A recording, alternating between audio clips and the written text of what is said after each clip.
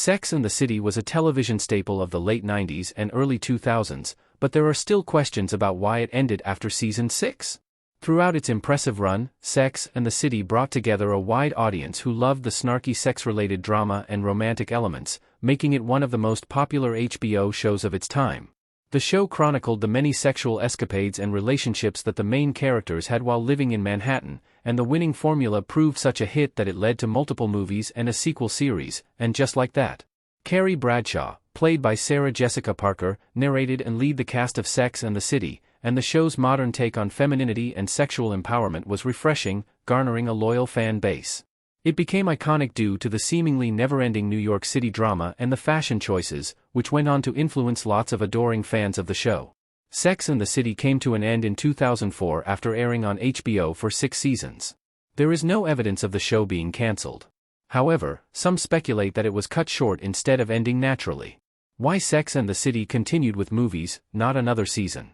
Financial disputes brought the show to an abrupt halt. Sex and the City, dating until 80.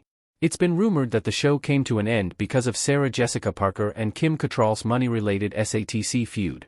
They were wrapped up in gossip columns and publications discussing their friendship. Allegedly, they would not talk to each other while on set. According to Kim Cattrall, battles over money played a large part in the show coming to an end. She described that it was time for all the actors on the show to participate in the financial windfall of Sex and the City. It seems HBO executives didn't agree. When Sex and the City ended in 2004, a movie based on the show was already in the works. However, production was put to a halt when Cattrall did not want to be a part of it.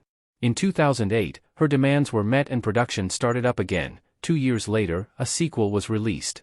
There was a third film in the making, but it was cancelled due to Warner Brothers not being able to meet Kim Cattrall's demands. It was easier to cancel the project than to make the movie without a vital character, but previously, it had been easier to make a movie than to continue with the show. Sex and the City is one of the most well-known shows to have ever graced television. The reason for its abrupt ending is certainly odd, but with all the follow-ups and spin-offs that have been made throughout the years, it's clear that the show has not lost its spark. And just like that continues the franchise. Carrie & Co. return thanks to the Sex and the City spin-off.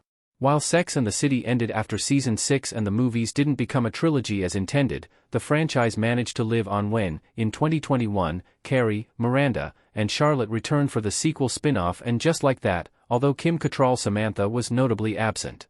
The second show in the Sex and the City franchise was set 11 years after 2010 Sex and the City 2 movie, and was a refreshing take on the central characters.